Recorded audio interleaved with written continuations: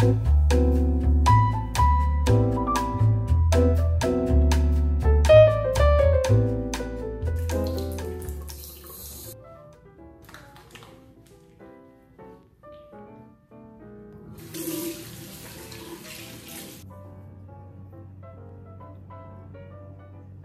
นดีต้อนรับทุกคนเข้าสู่ Self Care Vlog อันใหม่นะคะสภาพวันนี้จริงดูไม่ค่อยจืดเท่าไหร่นะเพราะว่าเรามาเปิด Vlog กันแบบหน้าสดแต่ว่าท็อปปิกที่จริงจะพูดวันนี้เนี่ยคิดว่าเป็นอะไรที่หลายๆคนน่าจะสนใจเพราะว่าถ้าดูผิวจริงตอนนี้คืออันเนี้ยจริงช้ำเพราะว่าไปฉีดฟิลเลอร์มา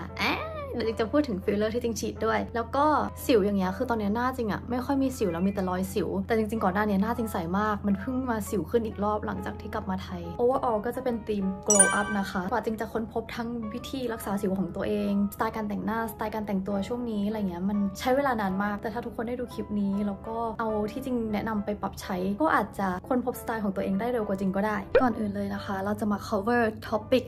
สิวกันปีที่แล้วมีช่วงที่จริงหน้าแหกมากๆมันแหกจนแบบโอเคจริงถ่ายรูปเก็บไว้แต่จริงอัพลง Drive แล้วก็ลบออกจากมือถือเลยเพราะว่ามันเป็น breakout ที่จริงคิดว่าแย่ที่สุดในชีวิตอะมันแบบมีทั้งสิวตันทั้งแบบสิวอักเสบแล้วคือมันไม่หายมันขึ้นมาเรื่อยๆอะไรเงี้ยคนเห็นรูปอาจจะตกใจเพราะว่าจริงไม่ค่อยโชว์หน้าจริงตอน breakout เท่าไหร่ล่าสุดที่ผ่านมาที่หน้าแหกเนี่ยจริงแพ้ cleansing oil เป็น cleansing oil ตัวดังที่แบบคนรีวิวกันเยอะมากคือคนที่ใช้แล้วดีก็มีเยอะมากนะคะแต่มันก็จะมีคนที่แพ้ด้วยซึ่งจริงเป็นหนึ่งในนั้นเพราะว่าตอนแรกกับผิวคือโอเคขึ้นแล้วพอใช้อันเนี้ยสิวมันแบบขึ้นมาเรื่อยๆแล้วจริงก็เลยแบบหยุดใช้ไปกลับมาใช้ไมเซล่าเช็ดผิวปกติอย่างเงี้ยคือสิวหายนะคะถ้าใครที่แบบตอนนี้ผิวกำลังแบบสิวเห่ออะไรเงี้ยแนะนำให้ใช้เป็นไมเซล่าเช็ดผิวนะคะเพราะว่ามันบอบบางสุดแล้วก็มันจะไม่อุดตันผิวอีกอย่างที่จริงสังเกตตอนที่ผิวพังก็คือจริงคิดว่าเหมือนจริงมีปัญหาเรื่องฮอร์โมนนิดนึงเพราะว่ามันแดงแบบเห่อมากๆอะไรเงี้ยซึ่งจริงไปเจอใน TikTok มาว่า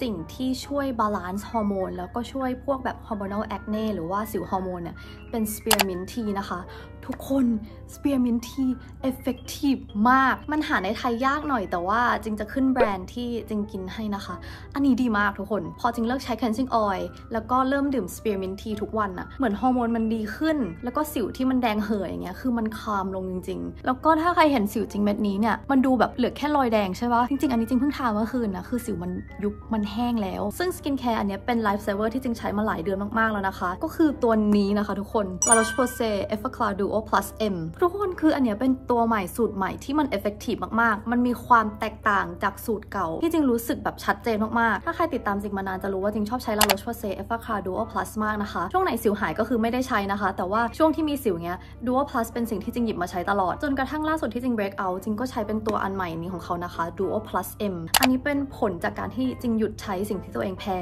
ดื่มชาสเปียร์มินต์แล้วก็ใช้ Duo Plus M ในการรักษาซึ่งจริงๆ Effaclar Duo Plus M เนี่ยเขาเคลมว่าสามารถทำให้สิวยุบภายใน8ชั่วโมงอันนี้จริงเลยเก็บภาพไว้นะคะภาพซ้ายคือทาก่อนนอนภาพขวาคือหลังตื่นจะเห็นได้ว่าสิวดูแห้งลงจริงๆสิ่งที่ปังมากของ Effaclar Duo Plus M เนี่ยคือปกติคนที่เป็นสิวน่าจะพอรู้ว่าสาเหตุของการเกิดสิวเนี่ยจะมาจากแบคทีเรียที่ชื่อว่า C. acnes ซึ่งทาง La Roche-Posay เนี่ยเขาค้นพบว่า C. acnes เนี่ยไม่ใช่ตัวร้ายเสมอไปนะคะเพราะว่าเขามีหลายประเภทแต่ตัวที่ทำให้สิวขึ้นเนี่ยจะชื่อว่า C. acne phenotype 1A1 ฉะนั้นตัว Effaclar Duo Plus M ตัวใหม่อันนี้เขาจะมีสิ่งที่เรียกว่า Phylobioma นะคะจะเป็นตัวที่เข้าไปกำจัดน้อง 1A1 โดยเฉพาะเลยทำให้สิวเราหายไวขึ้นเพราะว่าเขาไปกำจัดแบบตรงจุดเลยตอนที่จริงใช้สูตรเก่าจริงก็คิดว่าเขาทำให้สิวแห้งไวประมาณนึงแล้วแต่ว่าตัวเนี้ยทาก่อนนอนตื่นมาสิวคือเริ่มแห้งจริงๆถ้าสมมติว่าช่วงไหนจริงใช้แล้วหน้าเกลี้ยงแต่มันมีสิวขึ้นไป2 เม็ดอะไรเงี้ยจริงก็แต้มเฉพาะจุดมันก็ทำให้สิวยุบเหมือนกันซึ่งเนื้อสูตรใหม่อันนี้เขาก็เบาแล้วก็ซึมไวกว่าเดิมนะคะแล้วเขาช่วยคุมมันผิวลดรอยสิว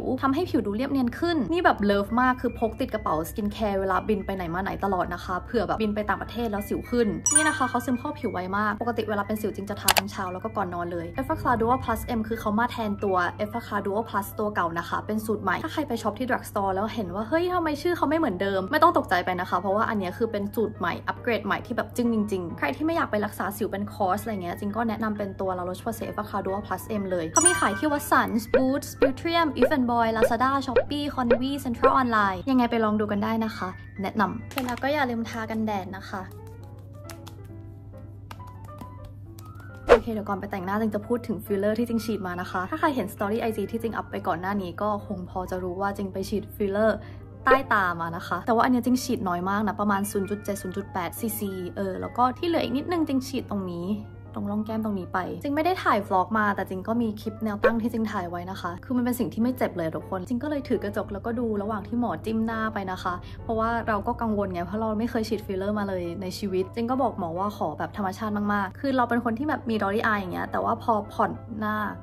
อะฉีดฟิลเลอร์มาแล้วมันไม่เห็นพอเราผ่อนหน้าเนี่ยมันก็จะเห็นร่องแบบชัดนิดนึงนะคะโดยเฉพาะที่เวลาที่จริงถ่าย vlog ใดๆอย่างเงี้ยบวกกับจริงอายุมากขึ้นน้ำหนักลดลงมันก็เลยเห็นชัดกว่าเดิมก็เลยไปจิ้มมานะคะเป็นแบบ one of the best decision ที่จริงเคยทำมาเลยมันแบบดีมากทุกคนหน้าดูเด็กลงดูแบบสดใสขึ้นตอนฉีดมันไม่ช้ำนะคะแต่ที่ช้ำอันเนี้ยมันเป็นเพราะว่าจริงแบบใช้ร่างกายหนักหลังจากที่ฉีดอะไรเงี้ยมันไม่ควรออกกำลังกายก็เลยทำให้แบบช้ำนิดนึงนะคะแต่เรื่องฟิลเลอร์ใต้ตาเนี่ยมันก็แล้วแต่เคสนะคะเพราะว่าของจริงเนี้ยมันไม่ได้ร้ายแรงมากฉะนั้นฉีดนิดเดียวก็ทำให้มันดูฟูขึ้นแล้วก็ดูเป็นธรรมชาติบางเคสก็อาจจะต้องใช้ซีซีเยอะกว่าหรือว่าใช้ฟิลเลอร์ประเภทอื่นอะไรเงี้ยยังไงถ้าใครเล็งจะแบบฉีดฟิลเลอร์ก็แนะนำให้ปรึกษาคุณหมอก่อนนะคะคลินิกที่จริงฉีดฟิลเลอร์ก็คลินิกทูทัสเหมือนเดิมจริงไปแค่คลินิกเดียวนะคะจริงไม่รับรีวิวคลินิกอื่นด้วยซ้ำเพราะว่าจริงแค่สะดวกใจที่จะไปที่นี่เฉยคือแบบชอบมากเดี๋ยวแต่งหน้าก็จะเห็นว่ามันดูสดใสขึ้นจริงเคยทำคลิปที่จริงไปทำ personal color มาแล้วอันนั้นจริงอธิบายเรื่อง personal color ไว้เยอะมากถ้าใครยังไม่เคยดูก็แนะนำให้เข้าไปดูนะคะจริงคิดว่าปัจจัยที่สำคัญมากๆในการที่จ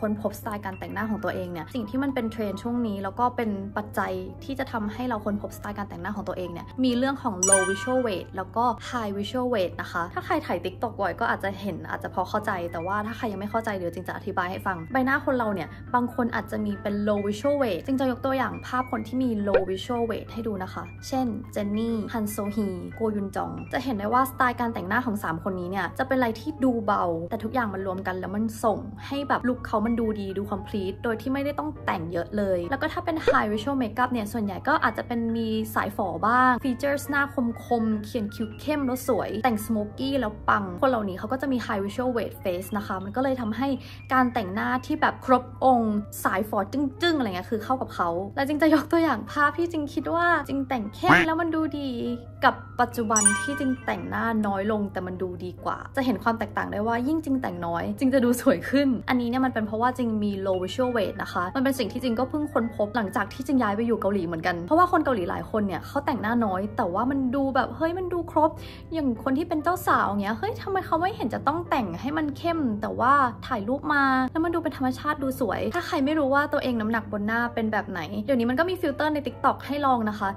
แต่จริงคิดว่าการลองแต่งหน้าบนหน้าตัวเองเลยก็เป็นอีกสิ่งที่ดีเหมือนกันลองแต่งหน้าเข้มๆสักลุคนึงแต่งหน้าเบาๆสักลุคนึงแล้วมาเปรียบเทียบกันว่าสไตล์การแต่งหน้าแบบไหนมันทำให้ฟีเจอร์หน้าของเรามันดูเด่นขึ้นมามากกว่าหรือว่าทำให้เราดูมีออร่าออกมามากกว่าเรื่อง personal color แล้วก็ visual weight เนี่ยทำให้จริงแต่งหน้าได้ดีขึ้นนะคะถ้าใครเป็นคนที่ low visual weight เนี่ยสามารถแต่งหน้าตามจริงได้เลยและถ้าสมมติว่า personal color ต่างกันเนี่ยก็แค่ใช้เมคอัพสีที่เข้ากับตัวเองแค่นั้นเลยฉะนั้นเดี๋ยวจริงจะแต่งหน้าอย่างว่องไวนะคะจริงผ่านหน้าหนาวเกาหลีมาแล้วหน้าหนาวเกาหลีเนี่ยเราแบบโดนแสงแดดน้อยตัวก็เลยขาวขึ้นหน้าอย่างนี้จริงก็แบบมีใช้สกินแคร์ที่แบบเป็นไวท์เทนนิ่งบ้างมันก็เลยแบบทำให้ขาวขึ้นดูในกล้องมันอาจจะดูขาวไปแต่ว่าเดี๋ยวพอเราแต่งหน้าเติมบลัชอะไรอย่างนี้ไปมันจะดูเข้ากันนะคะจริงจะชอบใช้คุชชั่นที่มันผ่องๆลงบริเวณไฮไลท์อย่างนี้เพราะว่าเวลาที่ลงบลัชเนี่ยมันจะเห็นชัดนะคะจริงๆวันนี้หน้าจริงค่อนข้างจะแห้งนะคะฉะนั้นจริงจะลงแป้ง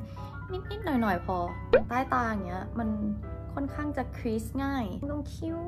แล้วก็จะคอนทัวร์นะคะต่อให้เรามี low visual weight เนี่ยการลงเงาบนหน้าก็ยังสำคัญอยู่นะคะเพราะว่ามันจะทำให้ฟีเจอร์หน้าของเรามันดูชัดขึ้นมาแต่ว่าเราก็จะลงให้มันเป็นธรรมชาติเดี๋ยวเราจริงจะลง blush นะคะจริงๆที่จริงแต่งอันนี้มันก็เป็น everyday makeup ที่จริงแต่งช่วงนี้เหมือนกันอย่างคลิปเวียดนามล่าสุดอย่างเงี้ยคนก็ชอบเมคอัพอันนั้นจริงมากซึ่งจริงก็คือแต่งลุคอัมโคลุควินเทอร์ของจริงที่แต่งไปใน vlog แล้วก็ลงใน reels ไปนะคะแล้วก็อย่างจริงอย่างเงี้ยจริงไม่ได้เป็นคนที่ warm tone จัดมากนะคะแล้วก็ไม่ใช่คนที่เป็น cool tone จะมีความนิวทรัลหน่อยเมคอัพสีที่เข้ากับจริงมากๆจะเป็นสีชมพูแล้วก็แดงนะคะมันจะทำให้ลุคดูสดใสแต่ถ้าสมมติว่าแต่งวาร์มโทนหน่อยมันก็จะดูละมุนขึ้นแต่จะต้องไม่ส้มเกินไปคนที่มี low visual weight เนี่ยไม่จำเป็นต้องแต่งตาเข้มนะคะแต่เราจะเน้นสีสันบนหน้าอย่างจริงเนี่ยถ้าไม่ปัดบลัชเลยจริงจะดูซีดมากนะคะถ้าใครไม่รู้ว่าตัวเองควรเลือกสีบลัชแบบไหนก็แนะนำให้ดูผิวตัวเองตอนที่แบบออกกำลังกายเสร็จแล้วหน้าแดงอะไรเงี้ยสีที่แบบเลือดฝาดอันนั้นก็จะเป็นสีที่ดูธรรมชาติสำหรับเร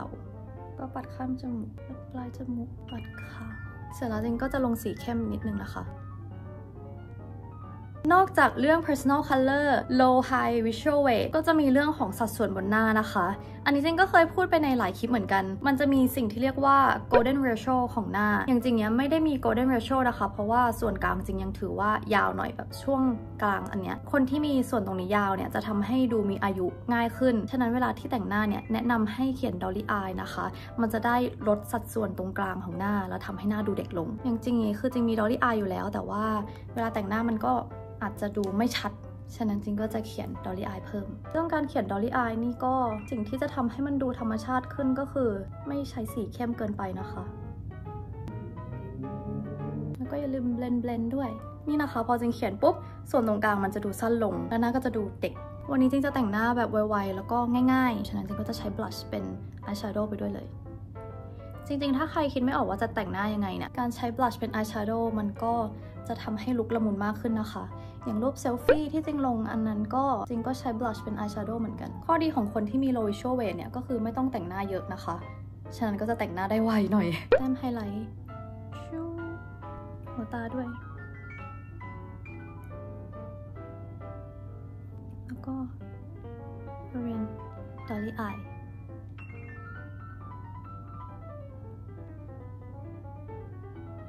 จริงก็จะปัดไฮไลท์เพิ่มนิดนึงอีกอย่างที่สำคัญก็คือขนตาที่เรียงเส้นสวยนะคะถ้าใครขนตาไม่ยาวขนตาน้อยอย่างเงี้ยติดขนตาปลอมบางๆก็ได้นะคะแต่ก็ไม่แนะนำขนตาสายฝอที่มันดูหนักเกินไปอย่างตอนนั้นที่จริงต่อขนตาเนี่ยตาจริงมันดูหนักอะแล้วมันดูง่วงอะทุกคนมันก็แล้วแต่คนนะคะคืออย่างจริง prefer ที่จะปัดมาสคาร่ามากกว่าแล้วก็บางคนเนี่ยจะไม่เข้ากับการปัดขนตาล่างนะคะแบบไม่ต้องปัดก็ได้อะไรอย่างนี้แต่ว่าจริงอะปัดดีกว่าไม่ปัดแล้วตาดูเกลี้ยงเกินไปใครที่รู้สึกว่าไม่ว่าตัวเองเขียนคิ้วเท่าไหร่มันก็ดูไม่สวย